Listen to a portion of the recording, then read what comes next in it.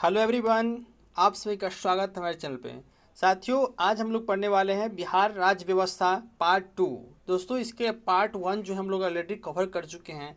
यदि वो वाले वीडियोज अभी तक आप नहीं देखे हैं तो ये देखने के बाद जो साथियों आप हमारे टेलीग्राम चैनल पे जाइएगा, जहाँ इस वीडियो के डिस्क्रिप्शन में भी उस प्लेलिस्ट का एक लिंक दिया गया है। उस प्लेलिस्ट के माध्यम से आप बिहार स्पेशल जितने जो बनने वाले टॉपिक हैं, वो चाहे बिहार मॉडर्न हिस्ट्री हो, वो चाहे बिहार का पॉलिटी हो, चाहे वो ज्योग्राफी हो, इन सारे टॉपिक्स पे दोस्तों वीडियो ऑलरेडी पहले से हम बना चुके हैं। उसका प्लेलिस्ट बना हुआ है, तो वहाँ वो सारे वीडियो जाकर आप देख सकते हैं। साथियों, यदि आप BPSC 21 बिहार SSC बिहार सीजल किसी भी बिहार स्पेशल एग्जाम्स की तैयारी कर रहे हैं, तो उन सभी प्रतियोगी परीक्षाओं के लिए साथियों ये टॉपिक काफ़ी इंपॉर्टेंट रहने वाला है, क्योंकि यहाँ से जो क्वेश्चन है ना वो बनता ही बनता है।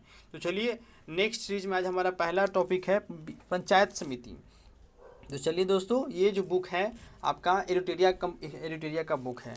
तो सबसे पहले पंचायत समिति में देखिए, प्रखंड स्तर पर पंचायत समिति होती है। प्रत्येक 5,000 की जनसंख्या पर एक पंचायत समिति का सदस्य का निर्वाचन होता है। कितनी जनसंख्या याद रखिए दोस्तों, 5,000 जनसंख्या पे।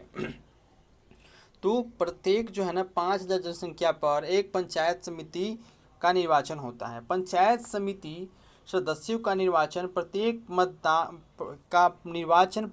मतदान के द्वारा होता है। इसका जो चुनाव है दोस्तों, इसके लिए वोटिंग होती है, यानी कि प्रत्यक्ष मतदान के द्वारा क्या है, पंचायत समिति का चुनाव होता है। पंचायत समिति सदस्य निर्वाचन उपरांत अपने सदस्यों में से प्रमुख उप प्रमुख का चुनाव करते हैं, और प्रमुख एवं उप प्रमुख का चुनाव पंचायत समिति सदस्यों द्वारा अप्रत्यक्ष मतदान द्वारा किया जाता है। जैसे दोस्तों आप पिछले वीडियोस में अगर देखिएगा तो आपको याद होगा कि जिस तरह से मुखिया का चुनाव जो प्रत्यक्ष रूप से होता है और उसके बाद उप मुखिया का चुनाव वो अप्रत्यक्ष रूप से किया जाता है, तो उसी प्रकार से यहाँ पे पंचायत समिति का चुनाव होने के उपरांत दोस्तों जो ये प्रमुख है और उप प्रमुख है, इसका जो चुनाव है ना वो अप्रत्यक्ष रूप से किया जाता है। प्रमुख जो है पंचायत समिति की बैठक की अध्यक्षता करता है। पंचायत समिति की जो बैठक है उसकी अध्यक्षता किसके द्वारा किया जाता है, तो पंचायत समिति की जो अध्यक्षता है वो प्रमुख के द्वारा ही किया जाता है। इस बात को साथियों ध्यान रखिएगा। प्रमुख अपना त्यागपत्र लिखित रूप में अनुमंडल पदाधिकारी को देता है। हालांकि कोई देना चाहते तो नहीं है, लेकिन ये प्रक्रिया है कि अगर प्रमुख अपना त्यागपत्र देना चाहे तो वो किसे देंगे, तो वो अनुमंडल पदाधिकारी को, दंडाधिकारी को जाकर के अपना त्यागपत्र दे सकते हैं। उप प्रमुख अपना त्यागपत्र स्वलिखित रूप में प्रमुख को देता है, और पंचायत समिति का सदस्य अपना त्यागपत्र स्वलिखित रूप में प्रमुख को देता है। ठीक है, तो ध्यान रखिएगा, पंचायत समिति का सदस्य और जो उप प्रमुख है ये दोनों अपना त्यागपत्र अगर देना चाहें तो वो प्रमुख को देंगे, और प्रमुख अपना त्यागपत्र देना चाहे तो वो अनुमंडल दंडाधिकारी को सौंपेंगे। ये पर कुछ जो प्रमुख बातें हैं, मुख्य बातें हैं, उसको ध्यान रखिएगा। इसके बाद दोस्तों आता है जिला परिषद। जिला परिषद क्या है, तो जिला स्तर पर जिला परिषद होती है। जिला स्तर पर जिला स्तर होती है, और जिला परिषद ग्राम पंचायतों एवं पंचायत समितियों के लिए नीति निर्धारण एवं मार्गदर्शन का काम करती है। तो ये इसका कार्य हो गया कि जिला परिषद जो है वो दोस्तों, जिला परिषद ग्राम पंचायत एवं पंचायत समितियों के लिए नीति निर्धारण एवं मार्गदर्शन का काम करती है, ये ध्यान रखिएगा। तो जिला परिषद के सदस्य लगभग 50,000 की जनसंख्या पर प्रत्यक्ष मतदान द्वारा चुना जाता है। जिला परिषद का भी चुनाव दोस्तों मतदान के द्वारा ही किया जाता है। जनसंख्या याद रखिए, जो पंचायत समिति जो था, पंचायत समिति का चुनाव है दोस्तों, वो कितनी जनसंख्या पे भी 5,000 जनसंख्या पे होता है। ठीक है, 5,000 जनसंख्या पे। लेकिन जिला परिषद का जो चुनाव है दोस्तों वो 50,000 जनसंख्या पे होता है, उसका 10 गुना है। ठीक है, तो 10 गुना जनसंख्या हो गया, और इसका भी चुनाव जो है साथियों वो प्रत्यक्ष मतदान पद्धति के द्वारा ही किया जाता है। तो इसको भी ध्यान रखिए, क्योंकि आपको कई बार एग्जाम में से पूछ लिया जाता है कि पंचायत समिति का चुनाव कैसे होता है, जिला परिषद का चुनाव कैसे होता है। तो ये जो चीज़ें हैं आप इस बात को अच्छे से ध्यान रखिएगा, बार बार रिवाइज कीजिएगा तो वो चीज़ें आपको अच्छे से याद हो जाएंगी। हालांकि साथियों जो PDF आपको पढ़ाया जा रहा है क्लास में, और ये PDF आप चाहते हैं तो हमारा Telegram channel Pankaj infotech join कर सकते हैं, जिसका डिस्क्रिप्शन में लिंक दिए हुए हैं, तो ज्वाइन कर लीजिए। वहाँ पे इंपॉर्टेंट अपडेट्स भी मिलता रहता है जॉब से रिलेटेड, तो इसलिए ये ज़्यादा इंपॉर्टेंट है, तो आप ज्वाइन कर सकते हैं। जिला परिषद के निर्वाचित सदस्य अपने में से एक को अध्यक्ष एवं एक उपाध्यक्ष का चुनाव अप्रत्यक्ष रूप से करते हैं। जिला परिषद के निर्वाचित सदस्य जो होते हैं वे अपने में से किसी एक को क्या करते हैं, अध्यक्ष, और दूसरे को उपाध्यक्ष के रूप में चुनाव करते हैं अप्रत्यक्ष रूप से। और अध्यक्ष अपना त्याग पत्र लिखित रूप में जिला दंडाधिकारी को देते हैं और उपाध्यक्ष अपना त्याग पत्र लिखित रूप में किसको देते हैं, अध्यक्ष को देते हैं। तो ये चीज़ ध्यान रखिए कि कौन किसको जो है ना अपना त्यागपत्र देने का कार्य कर रहे हैं। जिला परिषद सदस्य अपना त्यागपत्र अध्यक्ष को देंगे। ठीक है, जिला परिषद जो है अपना त्यागपत्र किसको देंगे, ये ध्यान रखेंगे कि कई बार आप देखें कि ये जो पंचायत समिति है वो किसको दे रहे हैं, जिला दंडाधिकारी को दे रहे हैं। तो यहाँ पे सिनारियो चेंज है, जिला परिषद जो है वो अपना जो त्याग पत्र है वो किसको देंगे, तो अपना त्याग पत्र वो अध्यक्ष को ही देंगे। इस बात को ध्यान रखिएगा। हालांकि पिछले वीडियो से लेकर के अभी तक हम लोग जो कुछ भी पढ़े हैं उसके माध्यम से ये चार्ट बना हुआ है, इसको एक बार अच्छे से चार्ट जाइए, मतलब कहने का मतलब उसको अच्छे से याद कर लीजिए, जैसे भी हो, एनी हाउ एनी कॉस्ट। तो जो देखिए किसका चुनाव कैसे होता है, अपना कौन किसको अपना त्याग पत्र देता है, इसको ध्यान रखिएगा। तो जो मुखिया जी है इनका चुनाव जो होता है वो प्रत्यक्ष रूप से होता है और ये अपना त्याग पत्र जो है जिला पंचायती राज पदाधिकारी को देते हैं। ठीक है, चूँकि पंचायत से रिलेटेड होते हैं तो ये ध्यान रखिएगा, जिला पंचायती राज पदाधिकारी को देते हैं। उप मुखिया का चुनाव अप्रत्यक्ष रूप से होता है और ये भी अपना जो त्याग पत्र है वो जिला पंचायती राज पदाधिकारी को ही देते हैं। वार्ड सदस्य का चुनाव दोस्तों प्रत्यक्ष रूप से होता है। ध्यान रखिए, अगर आप गांव से बिलोंग करते हैं, ताल्लुक करते हैं, तो आपको पता होगा उससे भी तो नगर निगम में भी होता है, वार्ड सदस्य का चुनाव होता है। तो इनका जो चुनाव है ये प्रत्यक्ष रूप से होता है और ये मुखिया जी को अपना त्याग पत्र देते हैं। चूँकि वार्ड सदस्य हैं तो वार्ड का हेड एक तरह से मुखिया है, तो मुखिया जी को जो है ये आपको जो है ना ये त्याग पत्र देते हैं। प्रमुख जो अभी जस्ट हम लोग पढ़े हैं, प्रमुख का जो चुनाव है अप्रत्यक्ष रूप से होता है। कौन करते हैं इसको चुनाव, तो इसका पंचायत समिति के द्वारा प्रमुख का चुनाव होता है और प्रमुख का और उप प्रमुख का चुनाव पंचायत समिति के द्वारा किया जाता है। और इसका जो चुनाव दोनों है अप्रत्यक्ष रूप से ही किया जाता है, जिसमें से प्रमुख अपना त्याग पत्र अनुमंडल पदाधिकारी को देते हैं और वहीं उप प्रमुख जो है अपना त्याग पत्र प्रमुख को देते हैं। ध्यान रखिएगा। पंचायत समिति सदस्य जो है इसका चुनाव जो है वो दोस्तों प्रत्यक्ष रूप से होता है और प्रमुख को अपना त्याग पत्र देते हैं, इस बात को ध्यान रखिएगा। जिला परिषद अध्यक्ष जो है इसका चुनाव जो है जिला परिषद अध्यक्ष का चुनाव जो है अप्रत्यक्ष रूप से होता है और जिला परिषद उपाध्यक्ष का चुनाव भी अप्रत्यक्ष रूप से होता है। जो अध्यक्ष है ना दोस्तों, जिला परिषद अध्यक्ष का चुनाव अप्रत्यक्ष रूप से होता है और त्याग पत्र जो है ना ये और जिला परिषद चुनाव तो प्रत्यक्ष रूप से होता है और तीनों जो है अपना जो त्याग पत्र है वो जिला दंडाधिकारी को देते हैं। ये ध्यान रखिएगा। सॉरी, जो दोनों हैं मतलब जो जिला परिषद अध्यक्ष जो है वो जिला दंडाधिकारी को दे देंगे और वहीं पर जिला परिषद उपाध्यक्ष और जिला परिषद सदस्य ये अपना ये जो त्याग पत्र है वो जिला परिषद अध्यक्ष को देंगे। जिला परिषद के जो अध्यक्ष हैं वो से देंगे, याद रखिएगा। सरपंच जो है इसका भी चुनाव प्रत्यक्ष रूप से होता है और ये जिला पंचायती राज पदाधिकारी को अपना त्याग पत्र देंगे। उप सरपंच अप्रत्यक्ष से चुनाव होता है और जिला पंचायती राज को त्याग पत्र देंगे और पंच जो है इसका भी चुनाव प्रत्यक्ष रूप से होता है और ये सरपंच को अपना त्याग पत्र देंगे, ये ध्यान रखिएगा। ठीक है साथियों, अब देखिए नगरीय प्रशासन किस प्रकार से होती है, इसको देखिए अच्छे समझिए। नगरीय प्रशासन किस प्रकार से होती है इसको देखिए। तो नगरीय क्षेत्र में स्थानीय सुविधाओं के उद्देश्य से नगरपालिका का गठन किया जाता है। किसके लिए दोस्तों, नगरीय क्षेत्र में स्थानीय सुविधाओं के उद्देश्य से नगरपालिका का गठन किया गया है। 74वें संविधान संशोधन, याद रखिएगा 74वें संविधान संशोधन 1992, 73वें संविधान संशोधन किससे संबंधित दोस्तों, आप कमेंट में बताइएगा 73वें संविधान संशोधन किससे संबंधित है और ये संशोधन कब हुआ था, ये ध्यान रखिएगा। ठीक है, चलिए बताइएगा। तो 74वें संविधान संशोधन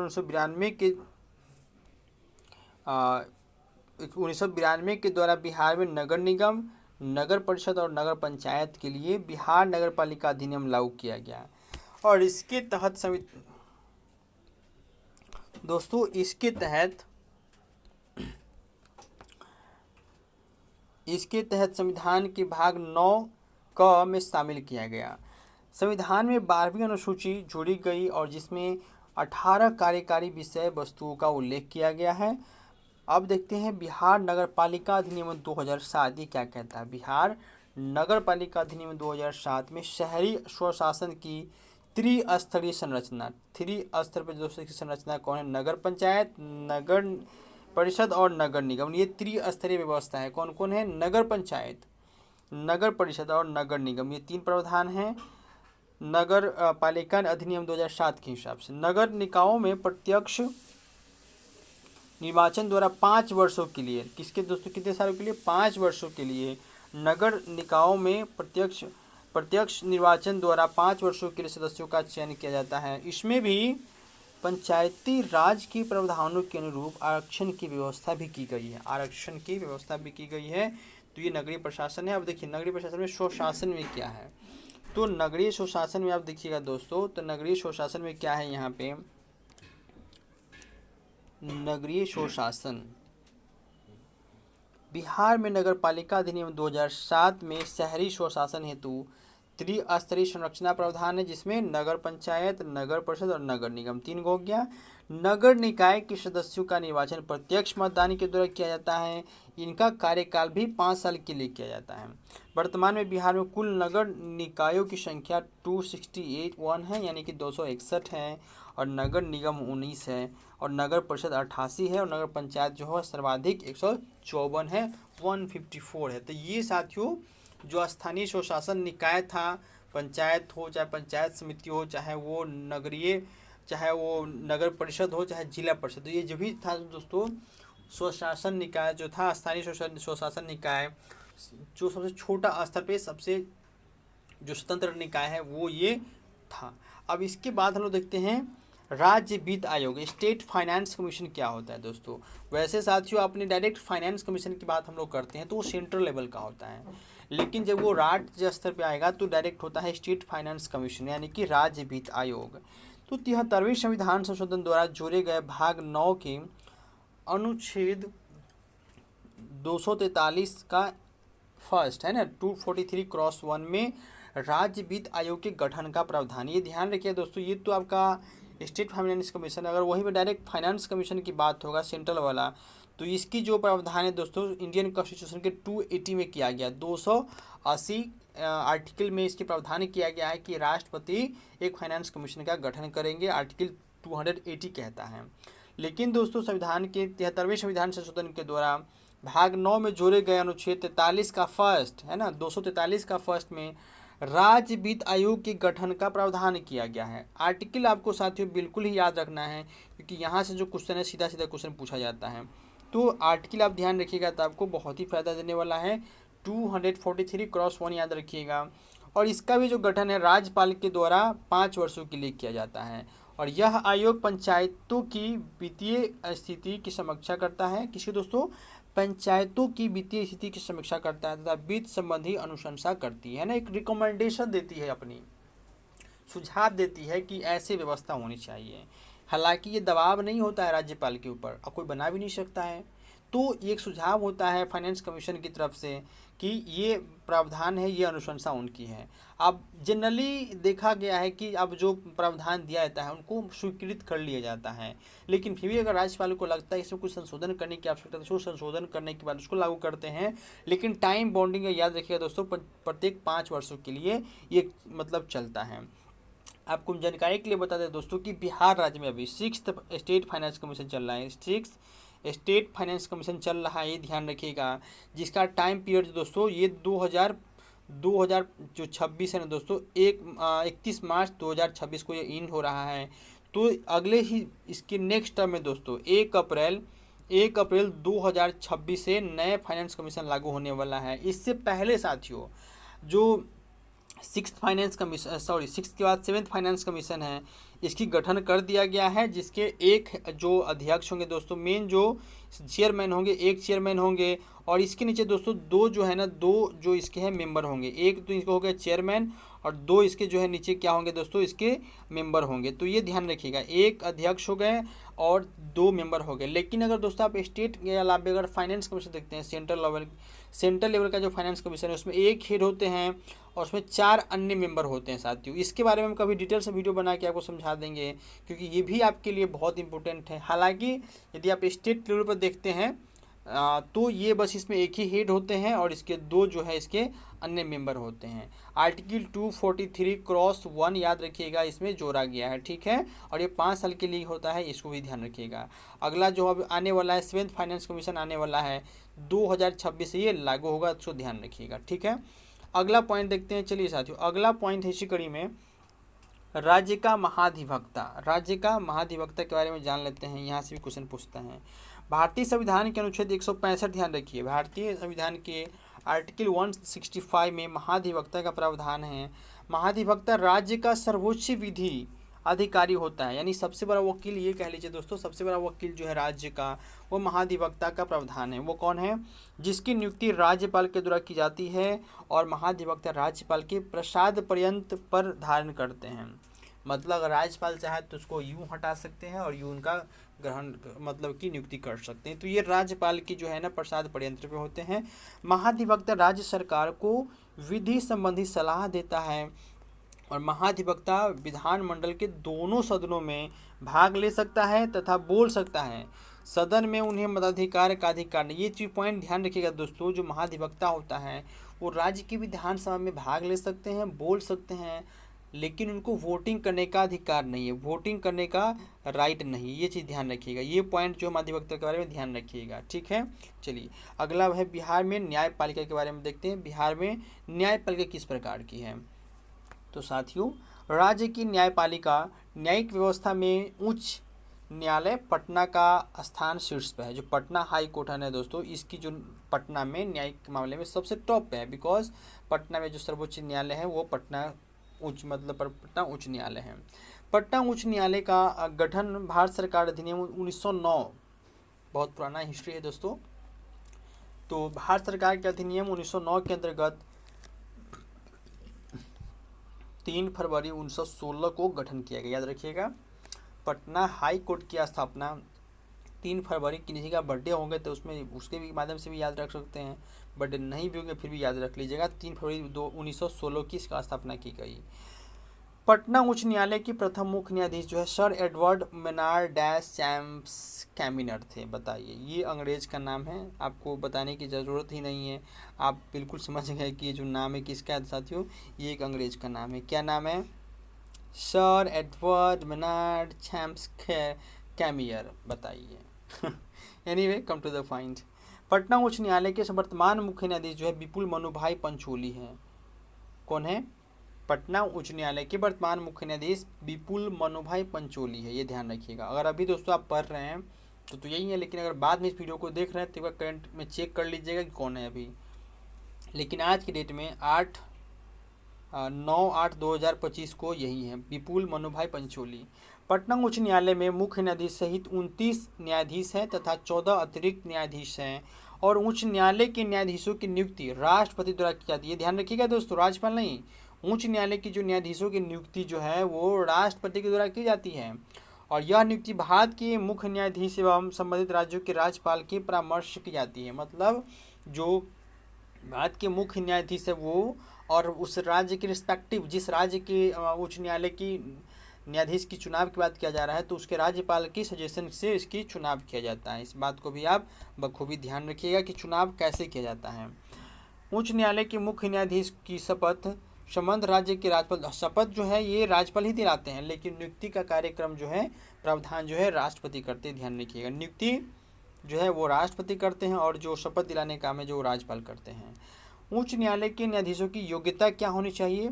तो पहली बात कि वो भारत के नागरिक होना चाहिए, जिन्होंने है उसे भारत की न्यायिक कार्य में 10 वर्ष का अनुभव होना चाहिए, यानी वो 10 वर्ष किसी वकील में वकालत में वकील किए होना चाहिए, अथवा वह उच्च न्यायालय या न्यायालयों में लगातार 10 वर्षों तक अधिवक्ता कर चुका हो, मतलब कि उनका एक्सपीरियंस 10 साल का हो।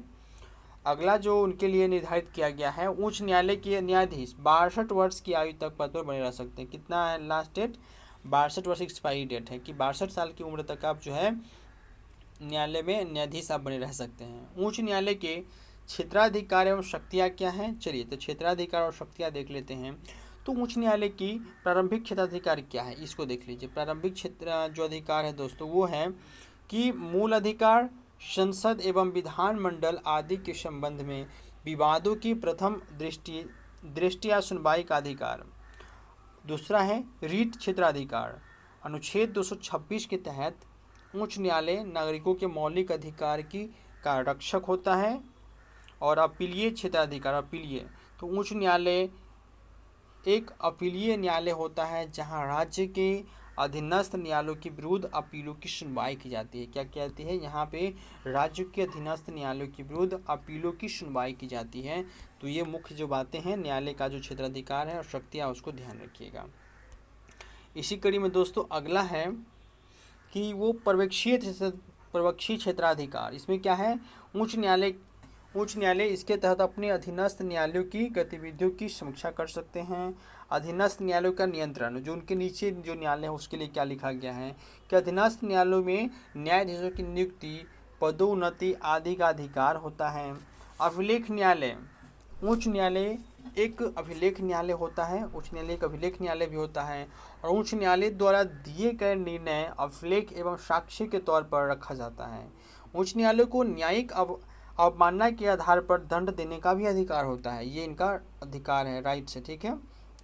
न्यायिक पुनरावलोकन की शक्ति क्या है, तो अनुच्छेद 13 आर्टिकल 39 आर्टिकल 226 के तहत राज्य उच्च न्यायालयों केंद्र सरकार एवं राज्य सरकार के अधिनियमों एवं कार्यकारी आदेशों की संवैधानिकता की जांच कर सकता है।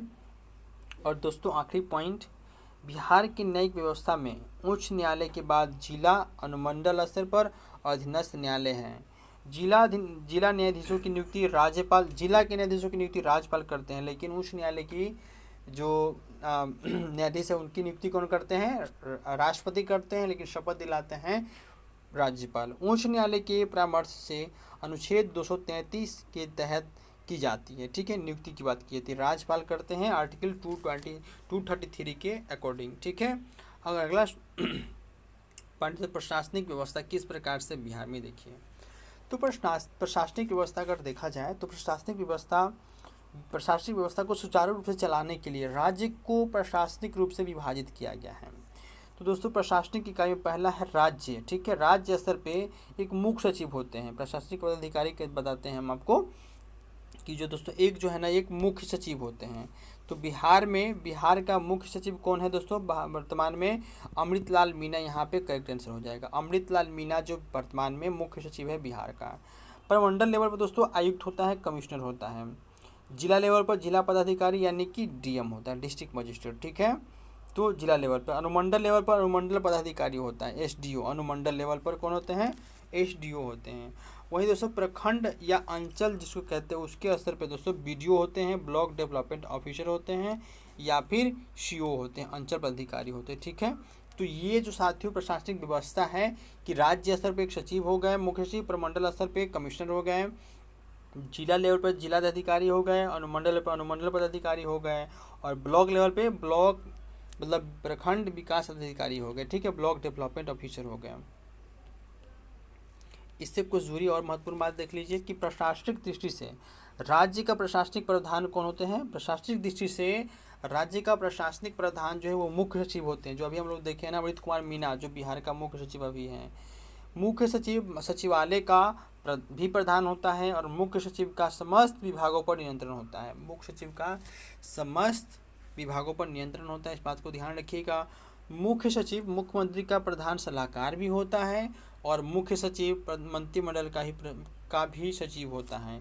वह मंत्रिमंडल की बैठक का प्रबंधन करता है। मुख्यमंत्री जो मंत्रिमंडल की बैठक की जो प्रबंधन है वह कौन करते हैं, वो मुख्य सचिव करते हैं।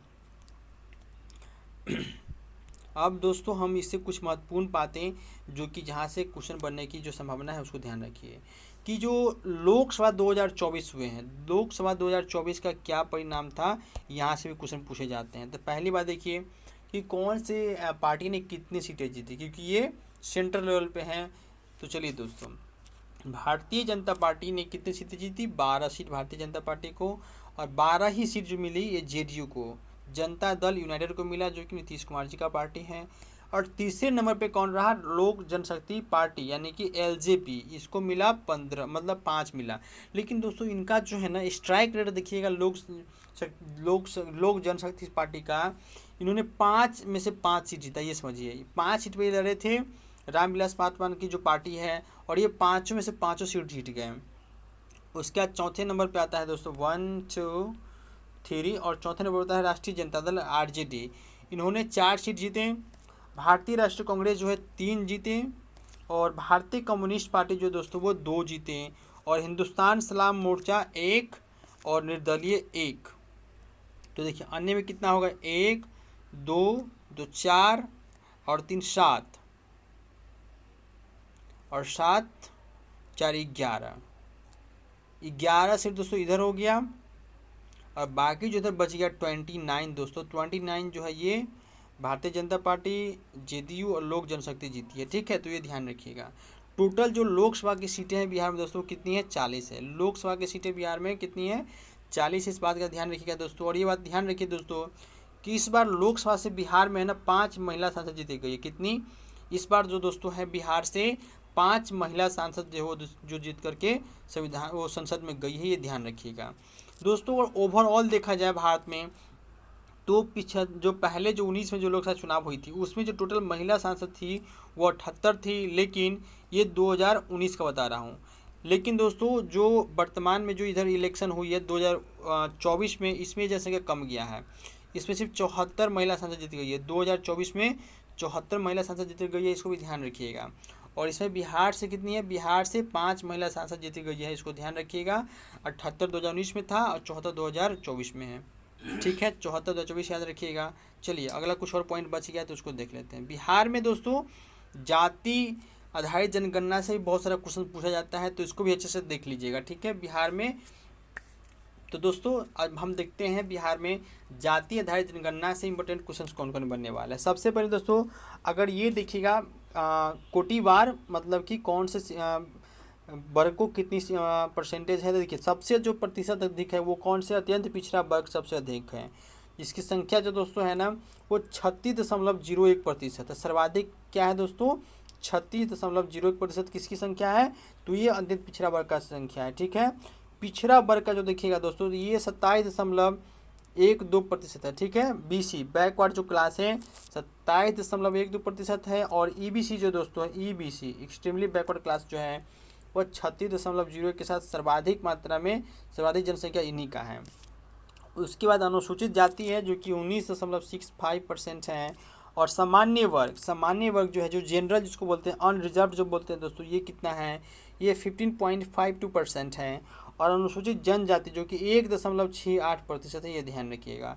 और कुल जनसंख्या अगर जातिगत आधारित जनगणना जो हुई है दोस्तों, याद रखिएगा दोस्तों, इससे कुछ महत्वपूर्ण बातें आपको मैं जानकारी के लिए बता देता हूँ कि जातिगत जनगणना करने वाला बिहार पूरे भारत का फर्स्ट स्टेट है। जातिगत जनगणना करने वाला कास्ट सेंसन करने वाला दोस्तों जो है बिहार भारत का पहला राज्य बन गया है। उसके बाद तेलंगाना भी किए हैं और एक और अन्य स्टेट है वो भी किए हैं, तो इसको ध्यान रखिएगा दोस्तों। बिहार में इसकी जातिगत जनगणना की जो शुभारंभ है जो स्टार्ट जो दोस्तों 2022 में पहले से स्वीकृति मिली थी, 2022 में स्वीकृति मिली थी। और इसका जो स्टार्ट है ना दोस्तों, सबसे पहला देखिए दोस्तों जातिगत जनगणना जो बिहार में हुई थी वो 2 चरणों में हुई थी। ठीक है, तो पहली चरण की जो जनगणना है वो आपको स्टार्ट हुई थी 7 जनवरी को हुई थी। 7 जनवरी 2023 से शुरू हो गई थी, 7 जनवरी 2023 से शुरू हो गई थी। और दूसरा दूसरा जो फेज है वो 15 अप्रैल, दूसरा जो फेज है साथियों वो कब हुआ था, दूसरा फेज 15 अप्रैल से स्टार्ट हो गया था, 15 अप्रैल 2023 से स्टार्ट हो गया था। ठीक है, ये डेट ध्यान रखिएगा। और जो प्रकाशित है इसकी डेटा जो पब्लिश कब किया गया, तो इसकी डेटा 2 अक्टूबर को दोस्तों 2 अक्टूबर 2/10/2023 को ये पब्लिश किया गया। ठीक है, तो जाति आधारित जनगणना बिहार में किसकी होना है, इसकी घोषणा 2022 में कर दी जाती है। पहला फेज का जो जनगणना है ये 7 जनवरी 2023 से शुभारंभ होती है, और दूसरा फेज का जो जनगणना है 15 अप्रैल 2023 से होती है। और जो जातिगत जनगणना की गई बिहार में, ये पूरे भारत में किसी स्टेट द्वारा जातिगत जनगणना करना पहला था। और इसकी जो पब्लिक है ये आपका कब किया गया, 2 अक्टूबर 2023 को किया गया था। उसी के आधार पर ये डेटा निकाला गया है। और अभी का जो दोस्तों जो जनसंख्या अगर देखा जाए तो वर्तमान जनसंख्या है कितना, 13,07,25,310 है। कितना है दोस्तों, 13,07,25,310। ये 2023 का आंकड़ा है दोस्तों, ध्यान रखिएगा। लेकिन 2011 का आंकड़ा देखिएगा तो ये 10 करोड़ के अराउंड में है, 10 करोड़ के अराउंड में, इसको ध्यान रखिएगा। तो जैसा क्वेश्चन पूछेगा आपको उसके अकॉर्डिंगली आपको रिप्लाई करना है। अब अगर धर्म के हिसाब से देखा जाए तो कौन से धर्म सर्वाधिक हैं, तो ऑफ कोर्स दोस्तों बिहार में सर्वाधिक जनसंख्या जो है वो हिंदू की है। वो कितना है, 81.99% है। कितना है दोस्तों, 81.99% है। मुस्लिम जो है सेकेंड नंबर पे हैं, और वो कितना है, वो 17.7% है। बाकी आप ऐसे याद रखिए ना, हिंदू मुस्लिम सिख ईसाई, हिंदू मुस्लिम सिख ईसाई इस तरह से डिक्रीजिंग ऑर्डर में। कई बार आपको दोस्तों जो है ना घटते क्रम में धर्म के आधार पे आपको सजाने के लिए दे देगा, जातिगत जनगणना कराया गया इसलिए। तो याद रखिएगा हिंदू मुस्लिम सिख ईसाई, और जो सिख जो है ना उसके बाद यहाँ पे दोस्तों ऐसे है हिंदू मुस्लिम, और देखिए यहाँ पे डेटा का थोड़ा चेंज है, हिंदू मुस्लिम पहले बौद्ध है, फिर ईसाई है, फिर सिख है, फिर जैन है। याद रखिएगा हिंदू मुस्लिम सिख ईसाई थोड़ा ऐसे हो गया है, ठीक है। याद रखिएगा जैन सबसे लास्ट में है, और बुद्ध जो है सिख से भी पहले है, इसको ध्यान रखिएगा। अगर जाति के हिसाब से अगर देखा जाएगा दोस्तों कौन सी जाति का जो जनसंख्या सर्वाधिक है, तो बिहार में यादवों की जो प्रतिशत सर्वाधिक है वो लगभग 14% के समथिंग अराउंड में है, और ये सर्वाधिक है, ठीक है। लगभग मुख्य जाति बिहार में दोस्तों 12 जाति बताई गई, मुख्य रूप से जो दोस्तों है दोस्तों वो 12 बताई गई। तो 12 जातियों में से जो सर्वाधिक प्रतिशत वो किसकी है, तो वो यादवों की बताई गई है, और ये जो लगभग है ये 14% के नियर अबाउट है। तो दोस्तों इस प्रकार से बिहार की पॉलिटी और दोस्तों बिहार की जातिगत जनगणना थी, वो उससे सारे इंपोर्टेंट क्वेश्चन जो ही पूछा जाएगा वो क्लियर हो जाएगा। यदि आप वीडियो को अच्छे से देख लिए हैं और कुछ भी डाउट है तो आप वापस से फिर भी वीडियोस देख सकते हैं, उसके बावजूद भी कुछ क्लियर नहीं हो पाता है तब मुझे कमेंट बॉक्स में पूछ सकते हैं, आपके प्रश्नों का उत्तर हम ज़रूर देंगे। चलिए दोस्तों मिलते हैं फिर एक और नए वीडियो के साथ। और हाँ साथियों, यदि आप चैनल को सब्सक्राइब नहीं किए तो चैनल को सब्सक्राइब कर दीजिए, वीडियो को लाइक कर दीजिए, और यदि ये PDF आप चाहते हैं तो हमारे Telegram channel Pankaj info tab को ज्वाइन कर लीजिए, जिसका लिंक जो है वो वीडियो के डिस्क्रिप्शन में दिया हुआ है, वहाँ से ज्वाइन कर लीजिए। क्योंकि साथियों टेलीग्राम में बहुत सारे जॉब रिलेटेड जो नोटिफिकेशन है अपडेट्स भी वहाँ पर साझा किया जाता है, तो इसलिए काफ़ी महत्वपूर्ण है। तो चलिए मिलते हैं अगले वीडियोज़ में, तब तक के लिए अपना और अपनों का ख्याल रखिए। जय हिंद, टेक केयर।